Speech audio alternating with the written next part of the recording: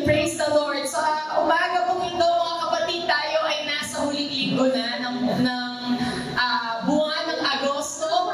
At bukas ay maririnig natin si Wene. Diba? Magpapakita na siya mga mamayang 2 hours bago mag-September 1. Napakabilis po ng panahon. Amen po ba? At pwede po ba tayo magbalik tanaw? Mula January hanggang August 31, ngayong araw na ito, kung ano ba yung mga ginawa ng Diyos sa ating mga buhay. Alam niyo po, these past few days, sa akin po personal devotion or personal Bible reading ko po sa aking Biblia, lagi sinasabi sa akin ng Diyos to look back. Look back, remember the things that I've done. Alalahanin mo ang mga bagay na ginawa ko sa'yo.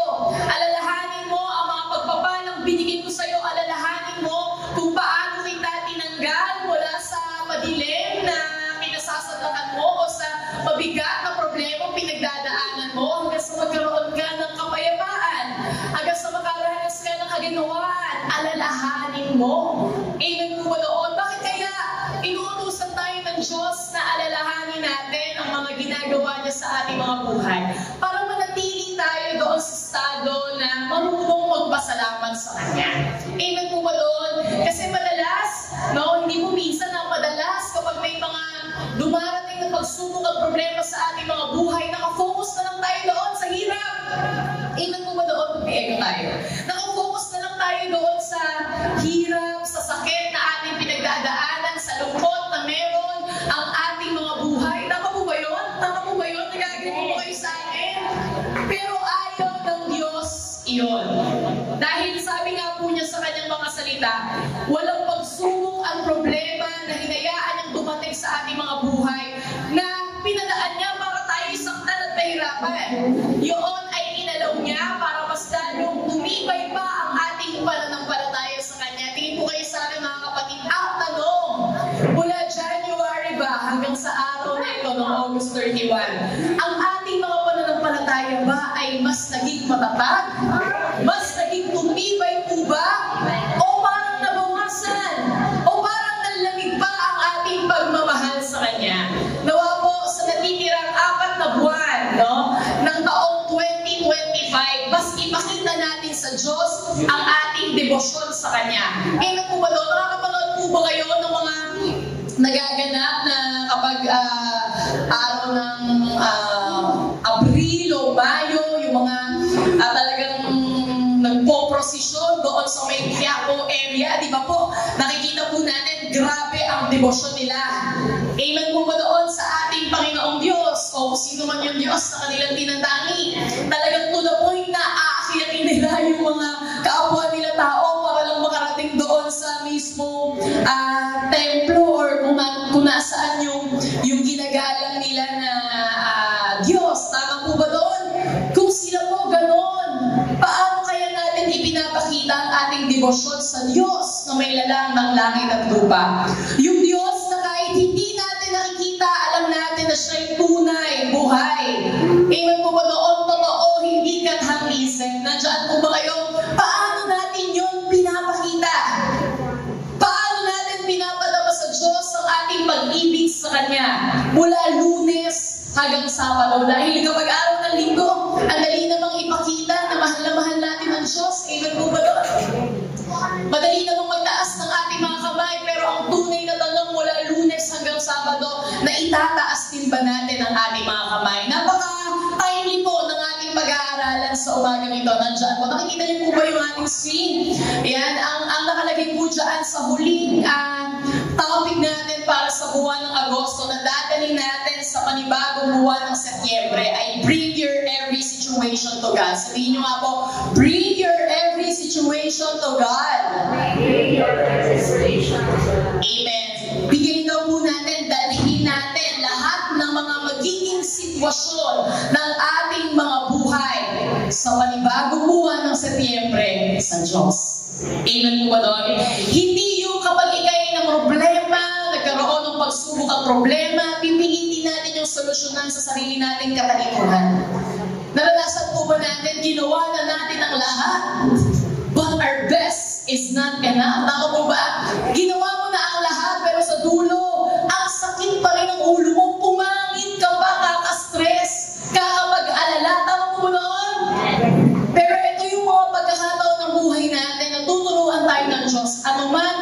ating mararanasan simula bukas. O kaya simula mamayang hapon pagkatapos ng ating church, no? Dadalhin natin lahat ng ating pinagdadaanan o pagdadaanan sa ating Panginoong Diyos. Basahin po natin ang ating theme verse sa umagang ito.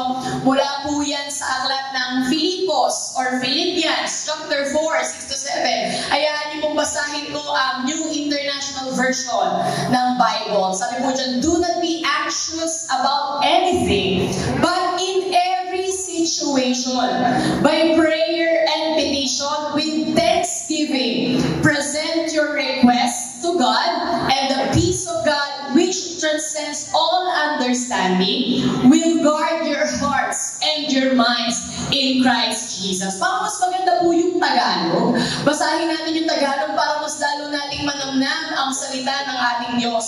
Sabi po dyan, huwag kayong mabalisa tungkol sa anumang bagay. Ano bang Tagalog ng mabalisa?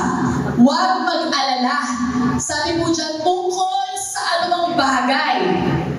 Kung ano man ang ating pagdadaanan simula mamayang hapon o bukas, ang sabi po dyan, huwag tayong mag-alala. Sa halip, nakalagay po dyan, hingin nyo sa Diyos ang lahat ng inyong kailangan. Ano pong kailangan nyo mga kapatid sa umagang ito? Kailangan nyo ba ng encouragement? Kailangan nyo ba ng kagalingan? Kailangan nyo ba ng pera? Ano bang kailangan natin sa umagang ito? Kailangan nyo ba na maayos ang relasyon nyo sa inyong anak, sa inyong asawa, o sa inyong kamag-anak? Ano po bang kailangan nyo sa umagang ito mga kapatid? Pwede ba natin isipin kung ano kailangan natin sa umagang ito? Kasi sabi po dyan, hingin nyo sa Diyos lahat ng inyong kailangan.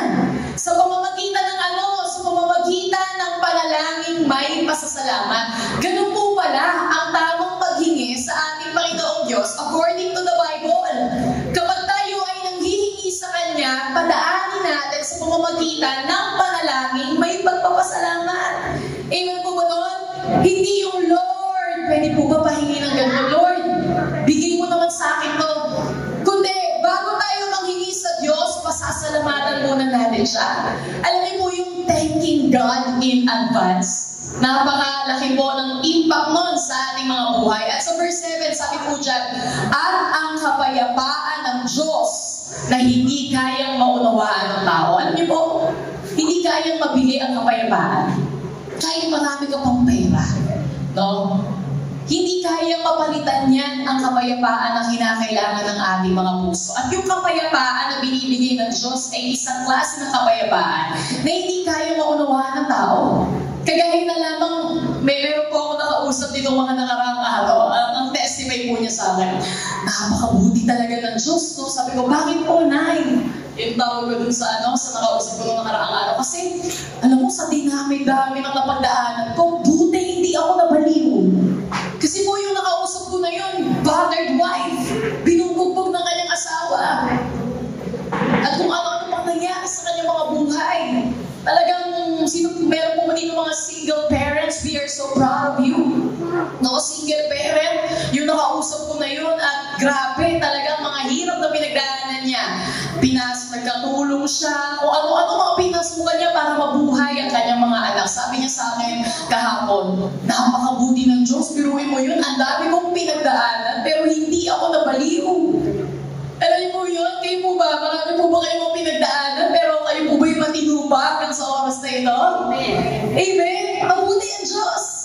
Yan yung kapayapaan na hindi kayang maunawaan ng tao. Na magtatanong ang mga tao, grabe pinagdadaanan nito buhay pa ba to?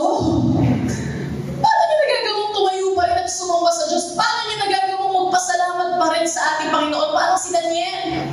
Nagbigay ng utos ang hari. Kung sino man ang mananalangin sa Diyos, papatayin. Hindi lang siya, buong pamilya niya. Anong ginawa niya?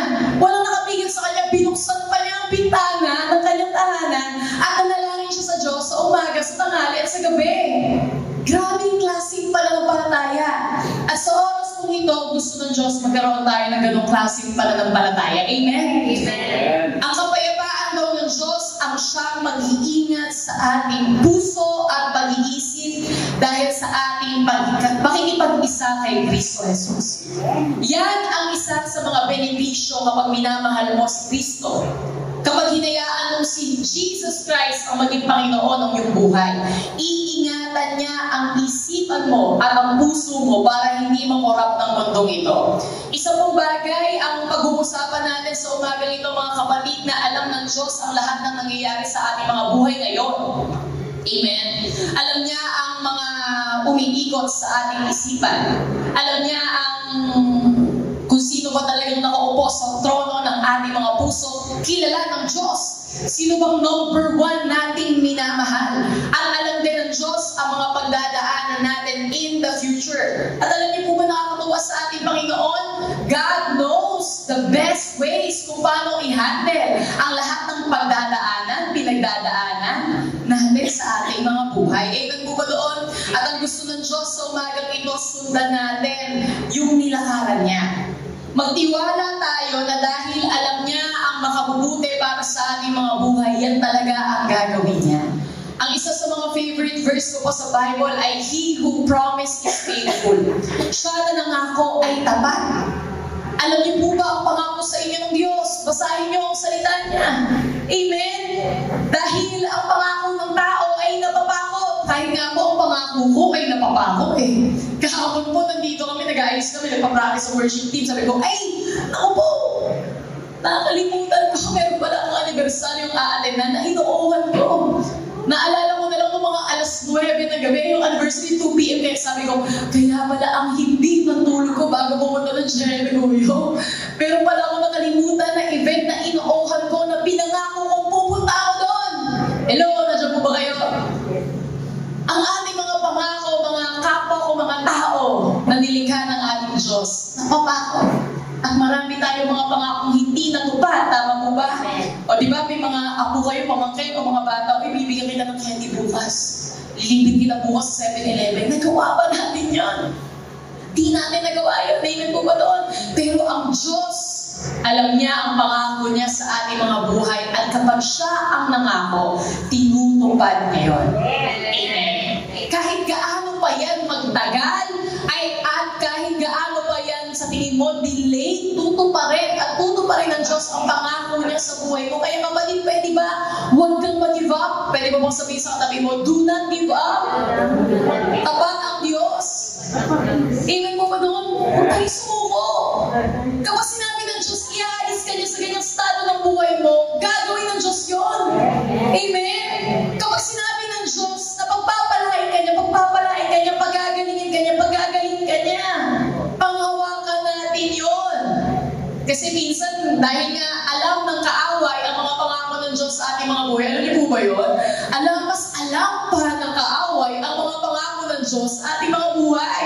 Kaya ang gagawin niya, marami siyang ibabato sa atin para makalimutan natin ang pangako ng Diyos at para sabihin natin na hindi naman totoo ang Diyos. Natutulog naman ang Diyos. Hindi naman talaga siya kumikilos sa aking buhay. Nakalimutan na ako ng Diyos. Hindi totoo yung sinasabi ng pastor namin. Hindi totoo yung pinag-uusapan namin sa Bible. Kasi, bakit gano'n? The more ako na lumalapit sa Diyos, the more ako dumadami yung problema ko. Naranasan po namin yan. The more na binubuksan mo ang Biblia, the more pa, dami na namang papasok na mga problema at pagsubok sa ating mga buhay. Pero tandaan niyo po, once you are in Christ, you are protected. And nothing and no one can harm us. Amen po ba doon? Even Satan cannot touch us. Kapag tayo ay nabubuhay sa gitna ng kalooban ng Diyos, kaya hindi tayo dapat matakot sa ating kaaway. Saan tayo dapat mag-focus? Ang mahalin natin ang Diyos. Dahil mga kapatid, di kayo sa atin. Darating ang araw na matatapos ang buhay natin sa mundong ito. Amen po ba doon? Darating ang araw na tayo'y mamamatay at haharap sa harapan ng Diyos at tatanungin ng Diyos paano natin ginamit ang buhay natin sa mundong ito. At kung sakasakaling mamaya na yun, anong isasagot natin, kapatid, sa ating Panginoon? How did we spend our life here on earth? Paano natin ginamit yung bawat araw ng ating mga buhay? Yung bawat hininga na binibigay sa atin ng ating Panginoon, paano natin yung ginamit? Amen po ba doon?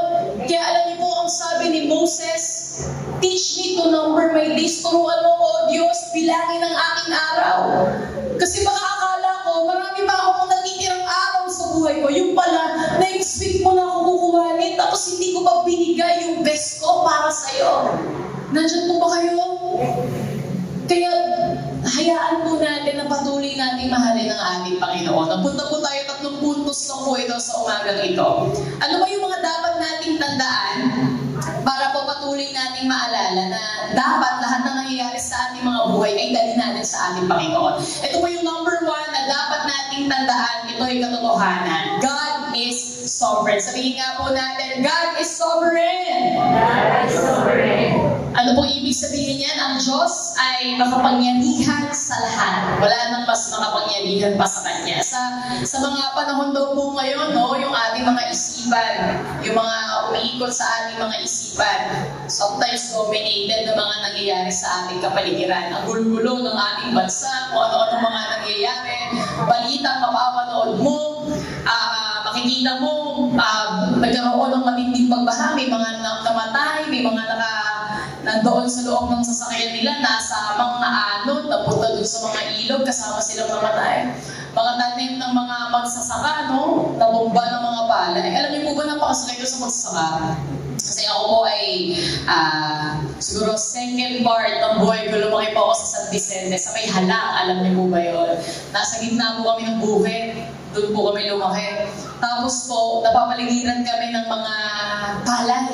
Kaya hindi po ako, kumbaga normal sa akin makakita ng palay. Talagang ginagano namin yun ng lola ko. Ginagano namin yun dati para mapili kung ano yung dapat tanggalin at hindi tanggalin. At nakakalungkot po talaga. Makikita mo yung pagkatapos ng bagyo, pag lahat ng mga palay na dapat ay malapit ng anihin, nakadapa na, makakakita ko ng mga magsasaka, nakatayo lang sila doon sa bukid. Nakaganyan lang sila. Tinitingnan lang nila yung mga nakadapa nilang palay. Alam mo, mga tatay ko yun, yung mga magsasaka na yun, may mga babae din, pero mas madalas mga tatay yung magsasaka, hindi sila umiiyak. Pero makikita mo yung lungkot at lugmok sa kanilang mga isipan. Ang daming nangyayari ngayon sa ating mga kapaligiran na pwedeng maging dahilan para tayo ay mag-alala. Pero sabi nga po ng Diyos, gaano man kasama ang nangyayari sa mundo natin ngayon, may plano siya sa mundo at sa'yo. At ang nais ng Diyos, pagkatiwalaan natin siya ng ating mga buhay. Ang isa daw po sa mga storya na kikilalanin sa umagang ito ay si King Cyrus. Si King Cyrus po ay naging hari ng Persia at ng Medes. Yan po ay nasa history books sa mga kabataan. Nabasa niyo ba yan? Nung kayo ay high school, pinag-aralan natin yan, si King Cyrus. Alam niyo po ba si King Cyrus ay ginamit ng Diyos mightily nung siya ay nabubuhay? Kahit na siya ay hindi Kristiyano, kahit na siya ay hindi isang Israelita, nakita ng Diyos ang puso ni Cyrus at ginamit siya nito. Pag-usapan po natin itong Isaiah 44, sabi po dyan ng Diyos kay King Cyrus, "The one who rescued you is the Lord."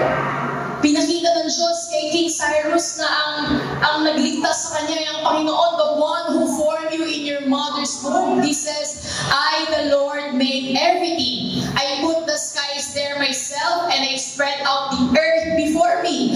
The Lord says to Jerusalem, "People will live in you again." He says to the cities of Judah, "You will be rebuilt." He says to them, "I will repair your ruins." Yan po ang mga katagang sinabi ng Diyos kay King Cyrus noong mga panahon na gustong gamitin ng Diyos siya. At alam niyo po ba, hindi na iiba ang sinabi ng Diyos kay King Cyrus sa atin sa mga oras po na ito. Ano po sinasabi ng Diyos sa atin? It's the same. Tingin po kayo sa akin. Ito ang sabi ng Diyos sa inyong mga buhay. I am the one who rescued you. Ako ang isa sa mga nagligtas sa iyo.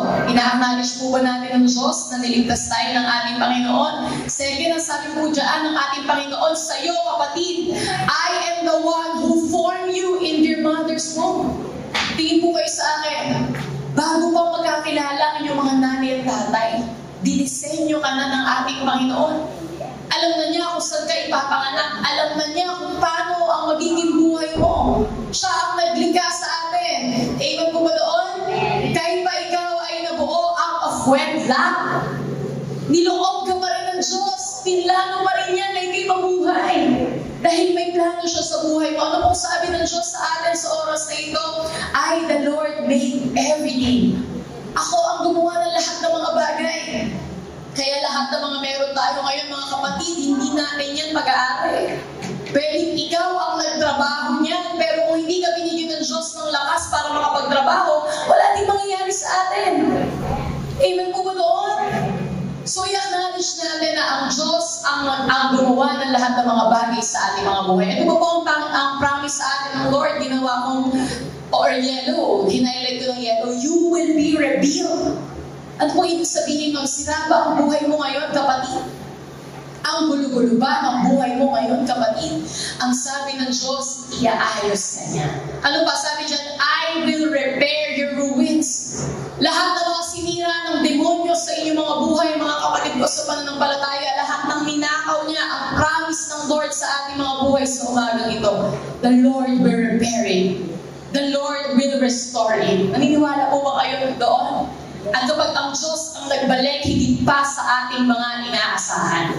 Kung na-scam ka, nawalan ka ng ganito kalawak ang nasira sa'yo, amen po ba doon? Mas kayang higitan ng Diyos ang ibibigay niya sa ating mga buhay. I remember po, Pastora Annie Perez, siya po kasi ay na-scam. Di ba po, nag-message ako sa ating group chat ito mga nakarang araw.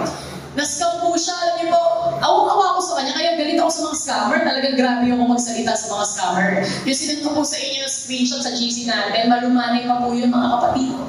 Pag nakipag-usap ako sa scammer, talagang pinapakita ko na mali talaga yung ginagawa nila, na magbago sila sa kanilang mga buhay.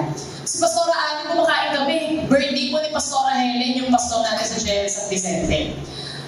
Habang kumakain kami, lahat kami nag-e-enjoy. Sunday po kasi unlimited eh. Libre pa. Amen? Sino nag-e-enjoy dito kapag nililibre? Taas kamay. Wala nagtaas? Natawa lang. Ang sarap sa pakiramdam kapag nililibre eh. Mga premium product pa yung nilibre sa akin. Talagang mula main dish hanggang dessert.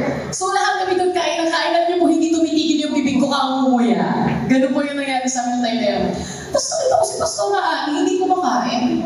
Ginaganon-ganon lang yung kutsara niya sa chopstick. Tapos ang lungkot-lungkot niya. Tapos yung pala, na-scam pala siya. At ang kinalulungkot niya, baka mamaya, sa pamamagitan ng account niya, marami pang mas-scam. Doon siya nalulungkot. Alam niyo po, kitang-dito mo talaga yung lugmok sa kanyang mata, nakakaawa. Pero alam niyo po ba, ito yung nangyari sa kanya. Di ba po, wala namang nakuha sa kanyang pera. Pero nakuha yung account niya at maraming mga na-message.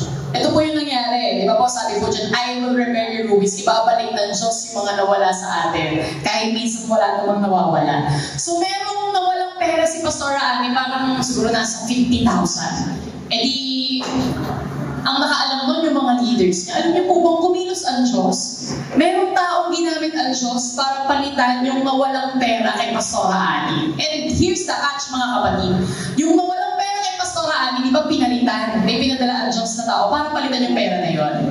Pagkatapos palitan yung pera na yun, edi nakuha na ni Pastora Annie yung pera na yun, medyo okay na siya, nawawala na yung lukot-lukot. Ang nangyari, pagkatapos ko na isang linggo, biglang bumalik yung perang nawala sa kanya. So, ang nangyari, yung pera niya ay nag-doble.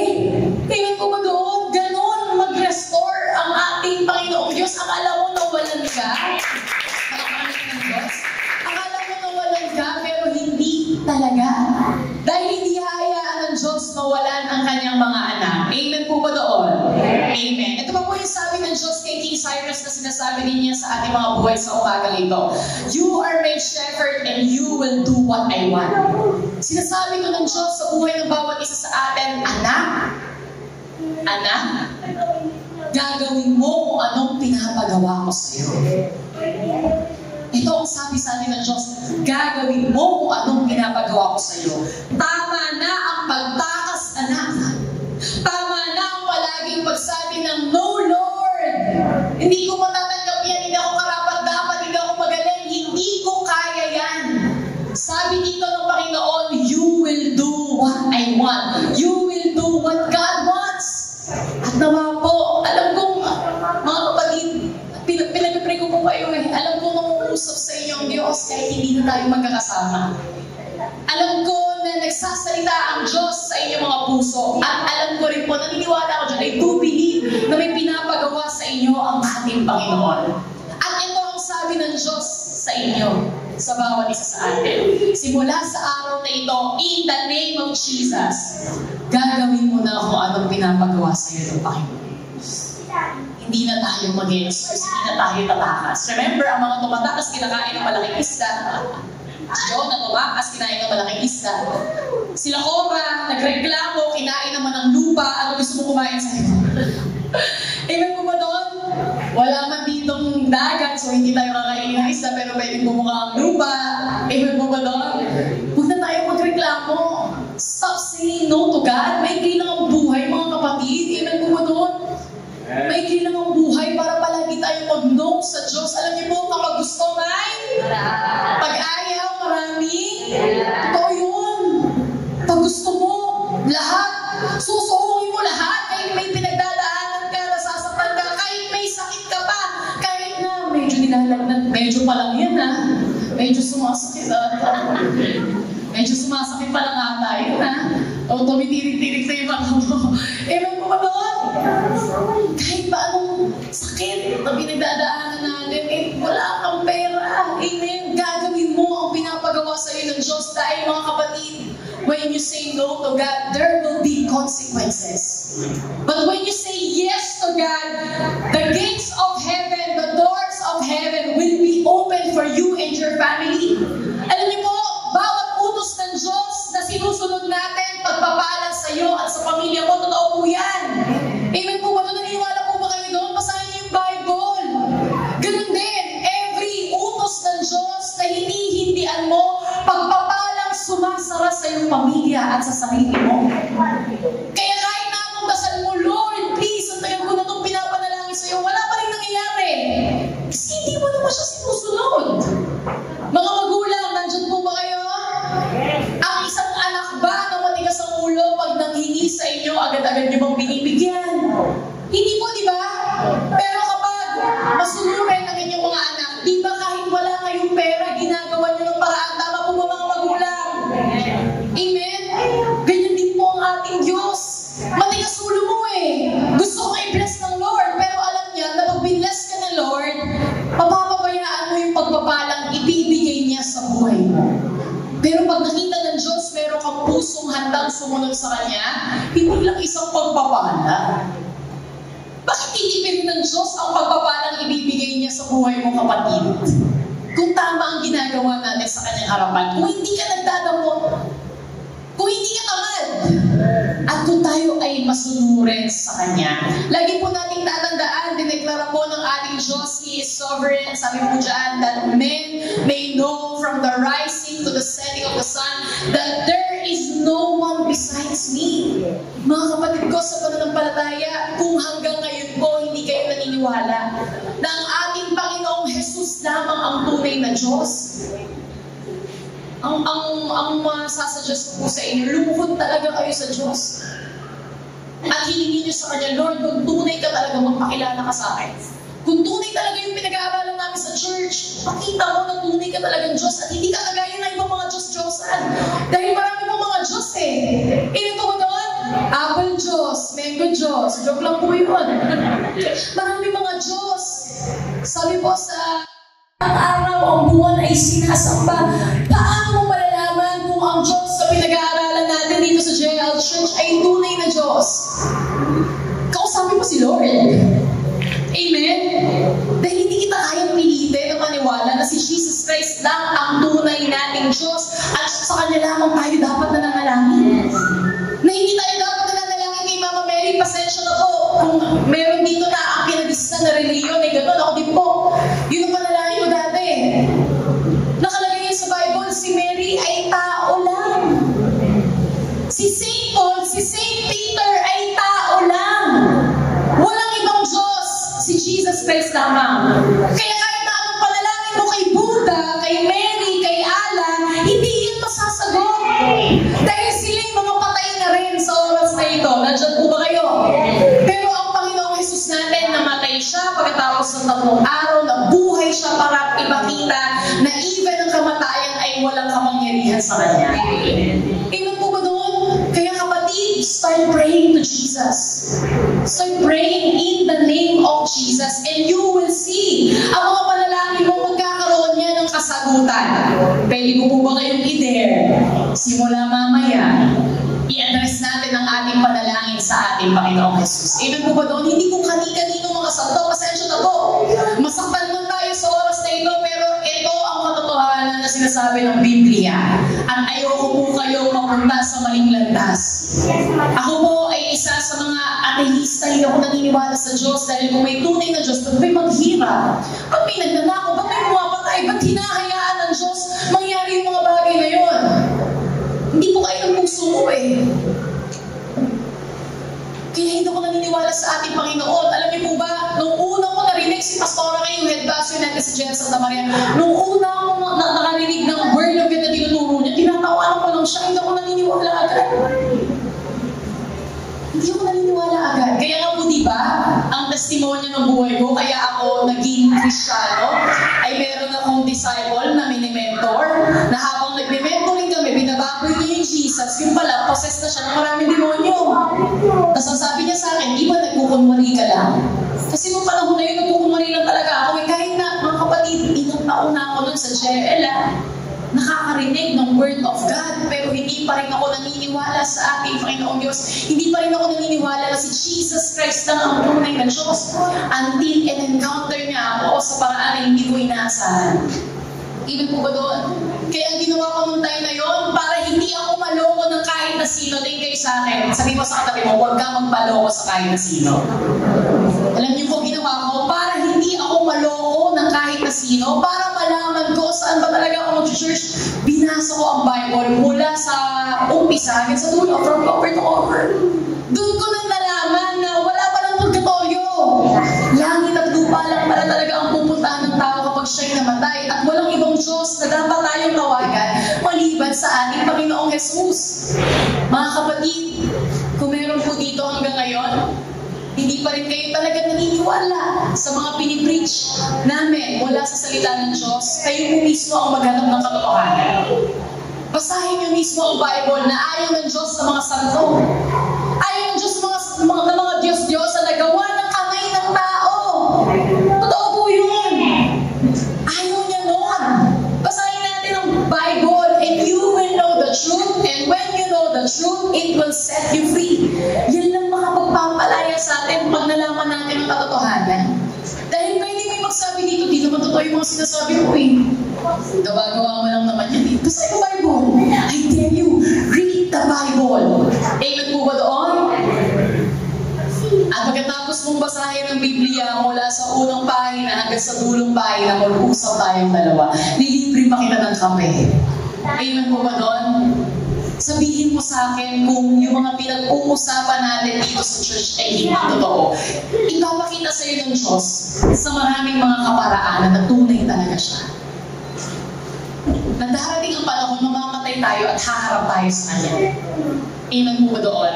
Na ang lahat ng mga kasalanan ginagawa natin ay ipagsusulit natin sa Kanya. Lahat ng mga pagmumura na sinabi natin, lahat ng mga panghuhusga na ginawa natin sa ating kapwa, lahat ng mga pagnanakaw o ano niyo po yung taking advantage of other people, lahat yan ipagsusulit natin sa ating Panginoon. Maging ang kawalan natin ng pananampalataya sa Kanya. Ipagsusulit po natin yan sa Kanyang harapan. Amen? Kaya nawa mga kapatid, kung may hininga pa na binibigay sa atin ng ating Panginoon sa oras na ito, nawa makita talaga ng Diyos, seryoso tayo na kilalanin at mahalin siya sa ating mga buhay. Amen po ba doon? Amen? Kaya po mamayang gabi ha, dinedare ko po kayo, sabi niyo si God, sabi niyo sa Kanya, Lord, kung tunay ka talaga, Jesus Christ, kung tunay ka talaga, magpakilala ka sa akin. Pakita mo kung talagang tunay ka. Na hindi peke yung pinag-uusapan nating Diyos, pinag-uusapan nating Diyos sa General Church. Amen po ba doon? Alam mo sabi po dyan sa Psalms 103 verse 19, the Lord has established His throne in heaven and His kingdom rules over all. Hanggang mula sa impyerno, hanggang dito sa lupa, hanggang sa kalangitan, iisa lang ang nagahari at maghahari. Yan ang aming Diyos. Amen po ba doon? Walang mas makapangyarihan sa Kanya. Ang sabi po dyan, huwag mo limitahan ng Diyos, don't limit God. Yung mga problema pinagdadaanan natin ngayon, pwedeng sa tingin mo o sa mga mata mo, sobrang laki niyan. Pwedeng kapag pinagdaanan mo yan, maramdaman mo na ikay wala ng pag-asa. Pero sabi po dyan sa ating slide, commit your problems. Commit every problems that you face to God. With Him, nothing is impossible. Amen po ba doon? Maraming beses na po ako dumanas sa aking buhay na akala ko, yun na, ang huling araw ko sa mundong ito. Alam niyo po yun? May mga problema po na dumadaan sa atin na tila ba wala na talaga solusyon. Tama po ba? Na parang, Lord, hanggang dito na lang ba? Mapapatanong kayo, Lord, hanggang dito na lang ba? Pero sabi po dito sa ating pinag-aaralan, sabi din po sa kanyang salita, sa Luke, sa Diyos, walang imposible. Ang mga bagay na imposible sa ating Panginoon ay imposible sa Kanya. Number 2 na po tayo. 3 lang po ito. God is sufficient. Ano ba yung number 1? God is sovereign, makapangyarihan ng Diyos. Number 2, sapat ang ating Panginoon. God is sufficient. The Lord is more than sufficient for every need, and His strength is demonstrated in our weakness. Alam niyo po ba mga kapatid, tingin kayo sa akin? Sa bawat pagkakataon po pala na sinasabi niyo na, Lord, hindi ko kaya, doon mas ipapamalas ng Diyos yung kapangyarihan niya sa ating mga buhay. Kaya pwede po bang i-normalize natin ang pagsasabi na, Lord, hindi ko kaya, pwede bang tulungan mo? Palagi po natin yung sabihin sa ating Panginoon, hindi yung gagawin lang natin yung buhay natin kung paano natin ito nakasanayan. Hindi tayo hihingi ng tulong sa Kanya. Hirap na nga yung buhay mo, hindi ka pa humihingi ng tulong sa Diyos. Alam niyo po yun, that's pride. Grabe, naiyak ka na nga ng iyak, depressed ka na nga. Hindi ka pa humihingi ng tulong sa Diyos. Isang tawag lang si Lord. Amen po ba doon? God is sufficient. Hayaan mo daw. Sabi po dito, therefore let your inadequacy drive you to God. Hayaan mo na yung lahat ng kakulangan sa buhay mo maging dahilan para mas talo ka pang lumapit sa Kanya at dumepende sa banal na Espiritu. Amen po ba doon? Ano po ibig sabihin ng insufficiency? Sabi po dyan, reminds us to stop trying to do God's will in our own strength. Tama na kapatid ang pangunguna. Si Jesus dapat ang driver ng ating mga buhay. Amen? Tanggalin mo na yung kamay mo sa manubela at hayaan mo siya naman ang mamuna sa buhay mo. Amen po ba doon? Eh di ba, sa simula sa araw na ito, August 31, taas na natin yung ating dalawang kamay sa ating Panginoon at sabihin natin, Lord, suko na ako. Simula sa araw na ito, ikaw na po mamuna sa buhay ko. Hindi na yung kalooban ko, hindi na yung gusto ko. Yung kalooban at gusto mo na ang masunod sa aking buhay. Sabi po dito, if there's an area in our lives that we're trying to manage on our own, let's remember to relinquish control and depend humbly on the Lord. Sabi po ng 2 Corinthians chapter 3, verse 4 to 5, nasasabi namin ito dahil kami ay may pagtitiwala sa Diyos sa pamamagitan ni Kristo. Kung sa aming sarili lamang ay wala kaming kakayahang gawin ito, subalit ang aming kakayahan ay kaloob ng Diyos.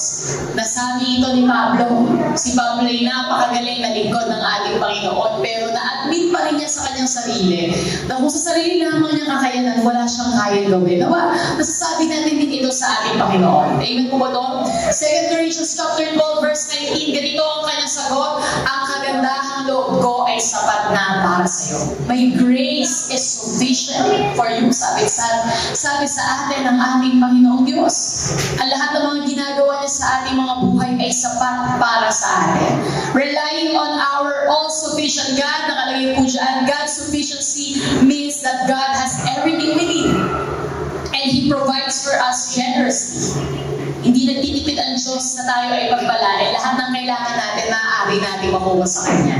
God does not lack anything and His resources are limitless. Kaya kanino ka hihingi ng pagpapala? Kanino ka kakapit para lahat ng mga pangangailangan mo ay mabigay sa Diyos? Dahil lahat ay nasa Kanyang mga kamay, limitless ang mga resources na pwede niyang ibigay sa ating mga buhay, sa isipan, mga pangangailangan natin sa ating isipan, sa puso. Hindi po kayo sa akin kung kayo ay kulang sa pagmamahal o kung kayo nauubusan na ng pagmamahal, humugod ka sa ating Panginoon. May mga mag-asawa po ba dito? For sure, meron. Hindi ko na po patataasin ang inyong mga kamay. Marami po ako mga nakakausap na nakakausap sila ng mga mag-asawa na napaka-in-love nila sa isa't isa but later on, nawawala ang pag-ibig. Totoo po yun. Tama po ba mga mag-asawa? Nawawala ang pag-ibig, nawawala yung heart shape sa kanyang mga mata kapag sila kayo nakikita. Anong dapat gawin ng mga mag-asawa? Humugot kayo ng pag-ibig sa ating Diyos. Amen? Para palagi kayo may supply ng pag-ibig, hindi kayo mauubusan. Mga magulang, di ba? Minsan nauubusan din kayo ng pagmamahal sa inyong mga anak. Tama po ba? Pasaway, sabi ni Lola. Pasaway ang mga apo din, no? Sabi ng mga nakakausap ng mga magulang, hindi nga ako nagkaroon ng problema sa mga anak ko, sa mga apo naman. Tama po ba yun? Humugot tayo ng pag-ibig sa ating Panginoon. And last, sabi po dito, God is strong. God is strong. I mean, number one, God is sovereign, nakapangyarihan ng Diyos. Number two, God is sufficient. Sapat ang Diyos sa ating mga buhay. At pangatlo, at magtatapos na po ako, God is strong. Malakas ang ating Diyos. Sabi po dyan, sa ating pinag-aaralan, sometimes, it seems like the battle gets too hard or lasts too long, causing even the strongest soldier of the cross to begin to doubt the will and power of God. Minsan daw po, ang mga digmaan na ating pinagdadaanan ay masyadong mabigat, masyadong mahirap, at minsan masyadong matagal. Amen po ba doon na minsan, even though po yung mga greatest servants of the Lord ay nagkakaroon ng doubt, nagtatanong, kaya pa ba ng Lord? Kakayanin ko pa ba? Makapangyarihan pa ba ang ating Diyos? But His right hand is putting us in the correct position and strengthening and sustaining us. Alam niyo po, sa mga pagkakataon na iaalaw ng Diyos ang pagsubok ang problema sa buhay niyo, kasama niyo ang Panginoon at sinasabi niya, anak, alam mo kung pwede lang hindi ko paraan sa iyo. Kasi alam ko, nakikita ko nahihirapan ka eh. Nakikita ko nasasaktan ka. Alam mo anak, sinasabi sa atin ko ng Lord, hindi lang natin naririnig. Alam mo anak, kung pwede lang, hindi ko iparana sa iyo yung pagsubok ang problema na yan, gagawin ko. Pero yan lang kasi ang tanging paraan para tumatag ka at para mas mahalin mo ko at para mas ibigay mo ang pagtitiwala sa akin. Kaya anak, ay nakikita ko nahihirapan ka, titiisin ko. Para lang makita ko na nagiging ikaw, yung pinlano ko talaga na nilikha mo. Ibig po ba doon? Hindi natutuwa ang Diyos kapag ikay may pinagdadaan. Nasasaktan siya kapag nasasaktan ka. Nandiyan po ba kayo? Pero kailangan eh. Kasi nakakalimot tayo sa Kanya eh. Kailangan eh. Dahil kailangan tumatag ang ating pananampalataya sa Kanya para pag may dumating na mas malakas na bagyong pagsubok, di ka agad tatanganin. Pinapalalim ng Diyos ang ating mga ugat sa Kanya. Amen po ba doon? Para paghampas ng alon, hindi tayo agad-agad matutumba at matatangay. Sabi po dyan sa ating pinag-aaralan. Next, Psalms 18:34-35. Sinasaling niya ako sa pagkibig. He trains my hands for war. Turuan mo, pwede ba tayong gumanyan? Turuan mo ang mga kamay mo na makinig, mga kapatid. Paano tayo nakikipaglaban sa pamamagitan ng pananalangin? Ang isang Kristiyano na hindi marunong manalangin ay isang Kristiyano na walang kapangyarihan sa kanyang sarili. Pag binato siya, pag pinana siya ng demonyo, tatamaan siya agad. Tatamaan siya agad. Pero kapag ang isang Kristiyano punong-puno ng panalangin ang kanyang buhay, ang kanyang tahanan, ang kanyang pamilya, lahat kakayanin niya. Dahil hindi tayo humuhugot ng lakas sa ating sarili, kundi sa ating Panginoon. Kaya pwede po ba mga kapatid, simula sa araw na ito, manalangin tayo sa ating Panginoon. Huwag natin katamaran ng pananalangin sa Kanya. Alam niyo po, ang pananalangin, hindi naman ito ritual na ikay luluhod, gaganyan, Lord. Kaya na ang ginagawa mo, naglalaba ka, nagmumulong ka, nagtatrabaho ka, naglilinis ka. Kaya na ang ginagawa mo, pwede kang manalangin sa ating Diyos. Amen po ba doon? Ano sabi niya? Iingatan niya tayo at kanyang ililigtas. Ito po, Isaiah 41 verse 10, napakaganda. Ang sabi sa atin ng Panginoon, ako'y sa iyo. Huwag kang matakot. Ako ang iyong Diyos, hindi ka dapat mangamba. Palalakasin kita at tutulungan, iingatan at ililigtas. Yan ang pangako ng Diyos sa ating mga buhay. So hayaan po natin na makita natin ang ating confidence ay securely nasa ating Panginoong Diyos. At palakasin pa po natin ang ating pananampalataya sa Kanya. Kapag na-realize daw natin ang sarili nating lakas ay hindi sapat, masasabi natin na, Lord, when I am weak, then I am strong. Kapag mahina ako, Lord, doon ako mas lalakas kasi hindi na lakas ko ang gamit ko, kundi lakas mo na. And for our conclusion, sabi po dyan sa ating pinag-aaralan, God knows exactly what He wants for your life, for your family, for your community, for our nation, Philippines, and for the whole world. Alam ng Diyos ang gusto niyang gawin sa ating mga buhay. So ano dapat po natin gawin? Nakalagay dyan, bullet number 2, get to know the character of God. Kilalanin pa natin ang Diyos. Amen? Hindi sapat ang isang araw lang sa isang linggo para kilalanin ng Diyos. Kilalanin po natin individually ang Diyos mula Lunes hanggang Linggo. Huwag ka daw magdaos sa plano ng Diyos sa buhay mo. He knows all. Alam ng Diyos lahat. And He has a perfect plan for our lives.